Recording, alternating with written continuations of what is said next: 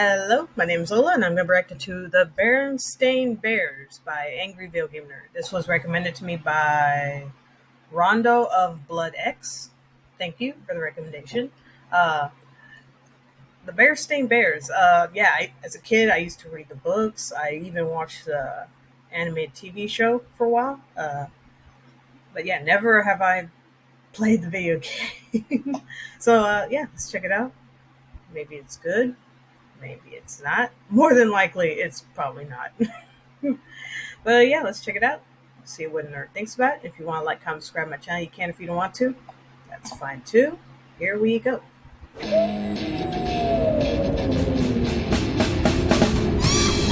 gonna take you back to the past.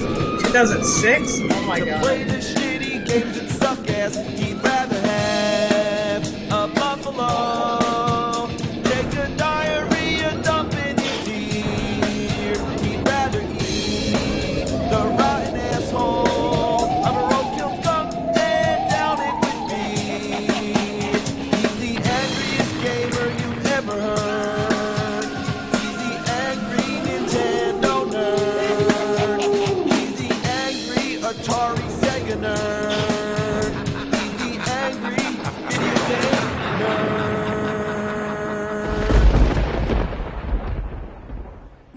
As a kid, one of my favorite series of children's books was the Berenstain Bears. Mine too. It's been passed on as a tradition to every generation. It began publishing in the 60s and continues to the present day. It was about a family of bears living like an ordinary human family with common problems to overcome like sibling quarrels and the pressure of an overly busy schedule.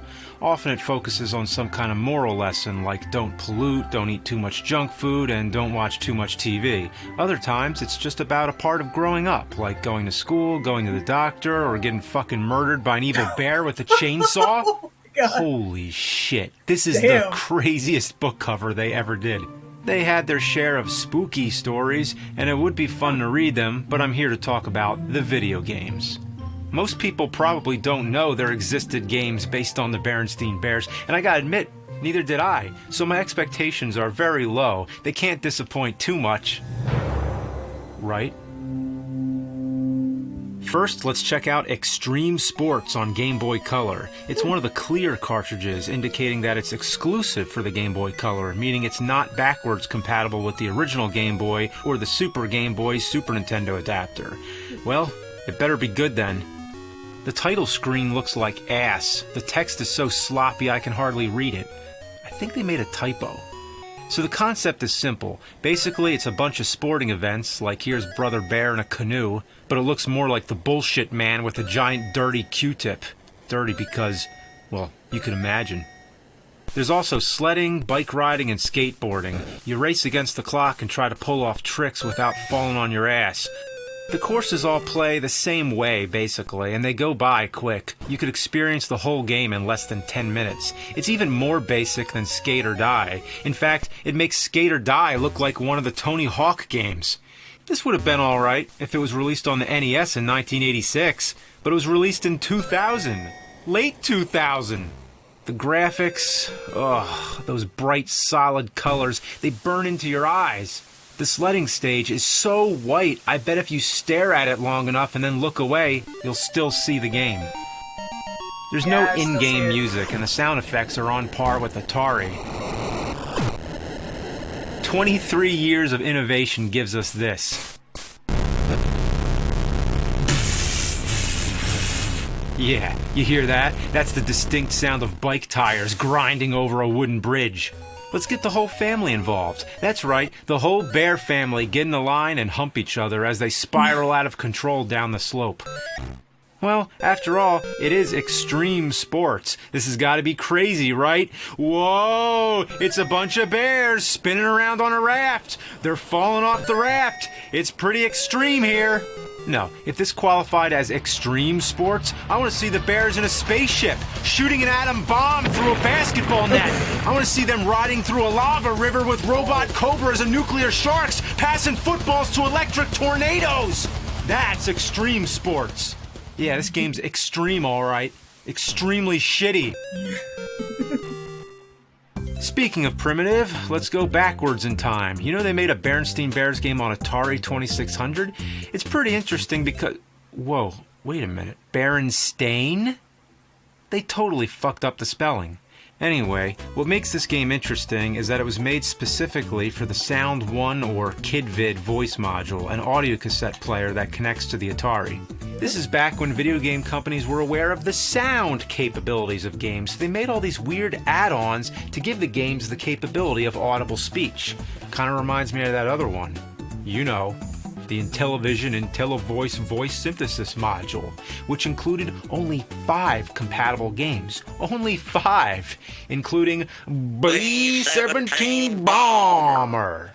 But you want to know how many the KidVid had?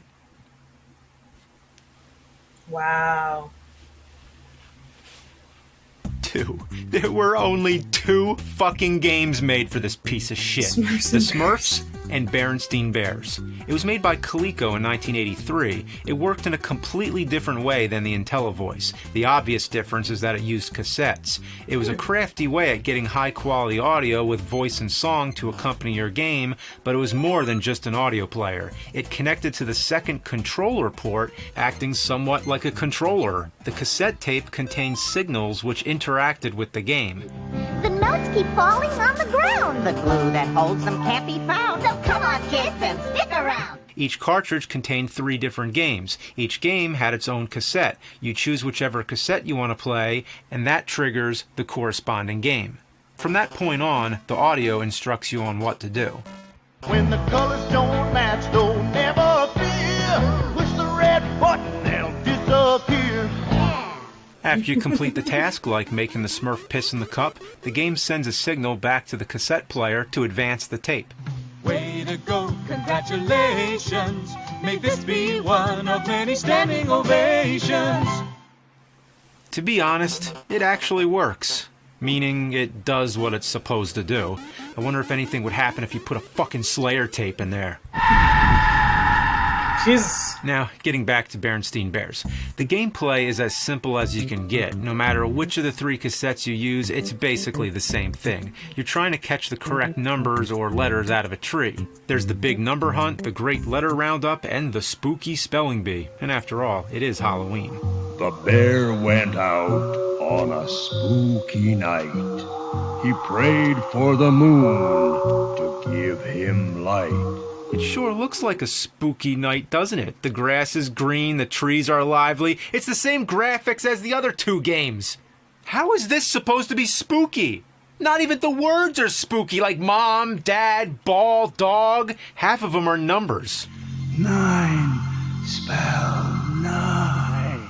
The closest it comes to spooky is maybe cat.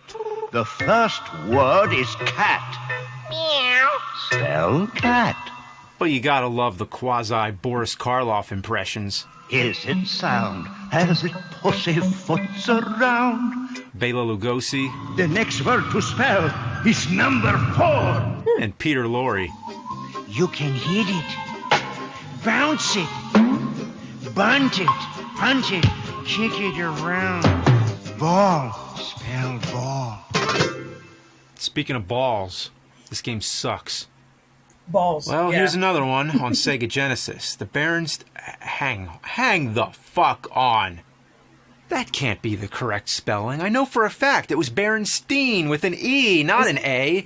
Actually, the most likely pronunciation would be Berenstain, since it was spelled the same way like Frankenstein. But everybody I ever met says Berenstain. Yeah, I can prove the spelling because I have one of the books. Yeah. So as you can clearly see, it's spelled Berenstain Bear. Yeah, it's that Mandela effect, dude. Must be a new edition. Why'd they change the spelling? I know it used to be Berenstain because the author's real names were Stan and Jan Berenstain. I guess I was wrong. My whole childhood was wrong. Anyway, the Berenstain Bears camping adventure. Here we go. The plot of the game is simple. The bears go on a camping trip and the kids feel like wandering around on their own. Papa Bear's fine with it, pretty much. I mean, what's he gonna say? Watch for bears? Then you get a choice of stage. They're all your typical side-scrolling action. All of them involve hopping across platforms, stomping on animals to make them disappear, bouncing on organic trampolines, and navigating past little tricky dead ends. You can get some weapons like rocks, but man, do the rocks blow. How are you supposed to hit anything when it goes in an arc? It's just like the rocks in Friday the 13th. Wow, I pointed that out 10 years ago, and now still I'm making the same exact complaints. But I'll try to find some new interesting observations for you. Nope. Nope. Nope. You know what the problem is? This game is actually pretty good. But fuck it. Can't make these jumps. When Brother Bear squats, he looks like he's forcing out a... Yeah, I've done that one too, haven't I? It's just a shitty habit. There's a haunted forest stage, which is 1,000,000 times more thematic than the spooky spelling bee, but the creepiest thing in the game isn't even on this stage. It's from the cave. What are these ghost things? They freak me out. Looks like Godzilla's son. What's happening? I'm trying to pause the game and instead it's making Sister Bear strike these weird poses. The pause button worked before, but now it's... What? What the? Whoa. Did the game have a stroke? What the? Holy shit! I think it's a glitch. Do you think it's a glitch? I think it's a glitch. This is the mother of all glitches. Whoa, she's just going everywhere, dude. Oh my god. Whoa.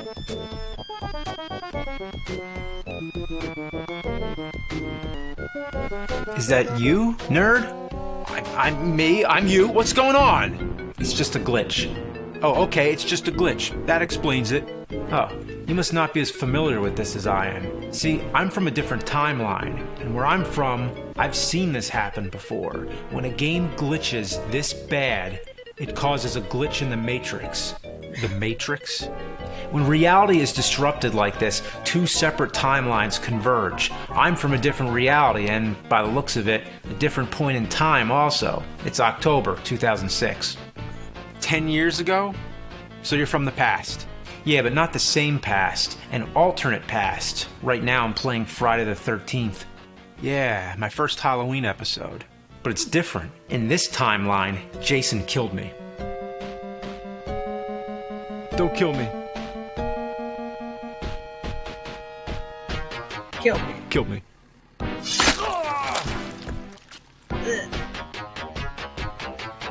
But you're alive. No, I'm dead. Trust me, I'm in hell. It doesn't look like hell. It looks normal, like you're just playing the game. Exactly, I'm playing the game. It's hell. Same thing. Now wait, you're in the past, you're in another dimension, and you're in hell too? Yeah, but it's the hell of this dimension. Whoa. Once you get into sub-dimensions and shit, it gets complicated. But look, there's no time to explain all that right now, because if we end up talking too long, the two dimensions might end up swapping, and we don't want that to happen, so it's best you hit reset. Okay? Yeah, so just go back to that game, whatever it is. Berenstain Bears. Oh, you mean Berenstain Bears? No, apparently it's Berenstain. Well, Berenstain is how I always remembered it, but in my dimension, it's actually spelled Berenstain. Anyway, bye now.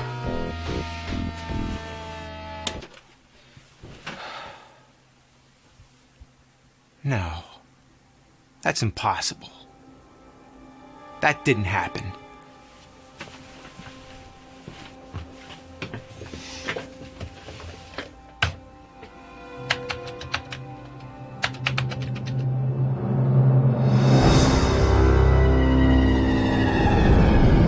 Berenstain Bears conspiracy theory. It's on the internet.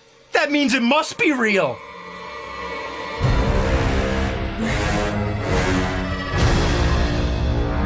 The Mandela effect. False memories are proof of a parallel universe.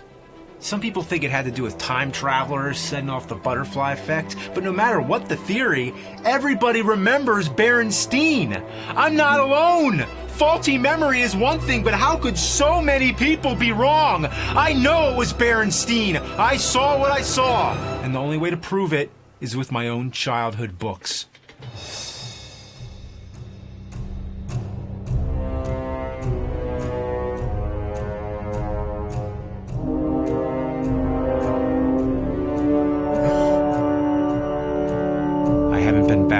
real childhood home in decades, but I'm sure those books are still in the attic.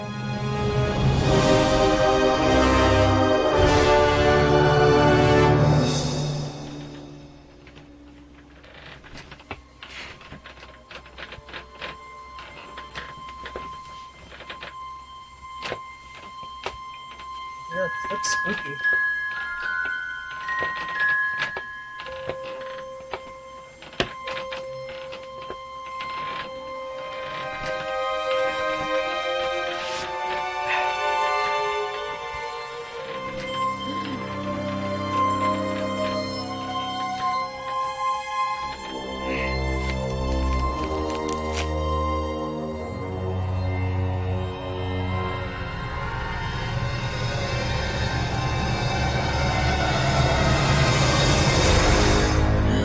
No, it can't be!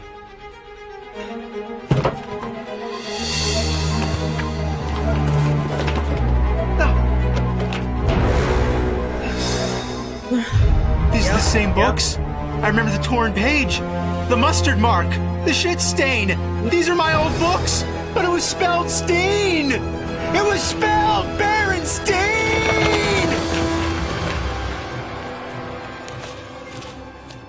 It was spelled Berenstain.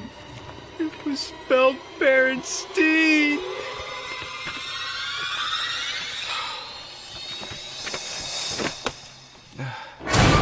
Whoa, what the fuck? You shouldn't have come here. Get away. Now! I was just trying to prove the Berenstain Bears were spelled with an E. I know. So it's true. It's true in your native universe. What? Go. There's no time to explain. Give me the quick version. I need answers. Then I'll go.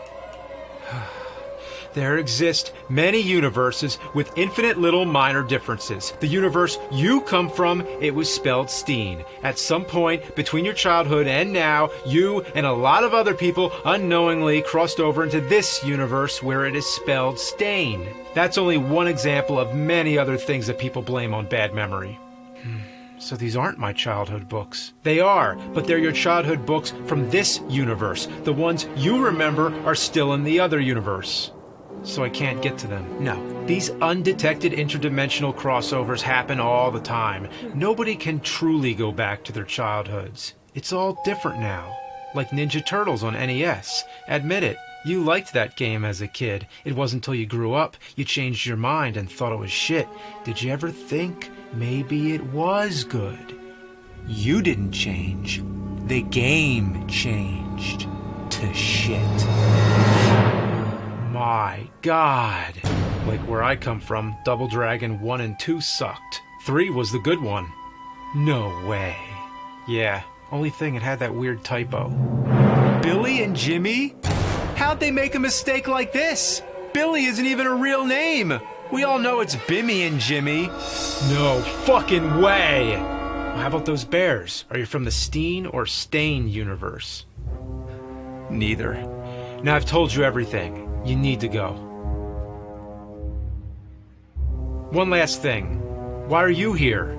I'm one of the rare individuals to find a way to hop between dimensions, to find the universe I came from. I wanted to go back, but it's all in vain. When two of the same person are in the same universe creates a paradox. The only way to restore balance, one of them has to die.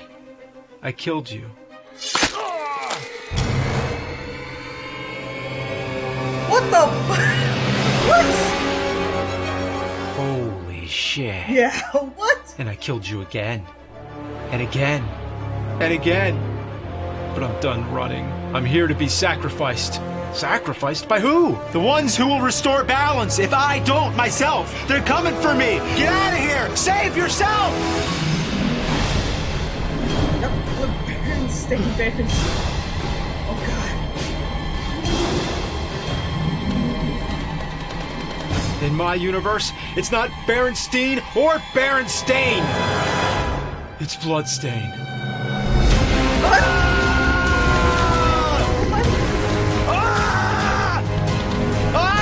These are the real bad news bears!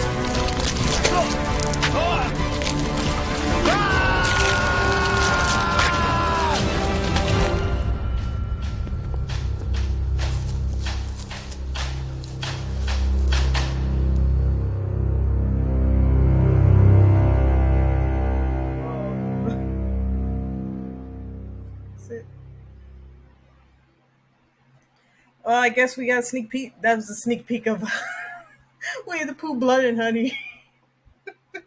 I'm sorry. Yeah. Oh my god, dude. Oh my god, that was insane, yo. That last half of the video. Oh my god, it's so funny, insane. Yeah, that whole Mandela effect, man. Like, even I was like, wait, wasn't this spelled with an E? And I have just like one old like Berenstain Bear book, and I looked at it, and sure enough, it was spelled with an A. I was like, what? It got me questioning like my whole like childhood. Like, what? I thought it was spelled with an E. What the freak is going on, dude? Uh, it's blood stain. Wow, dude.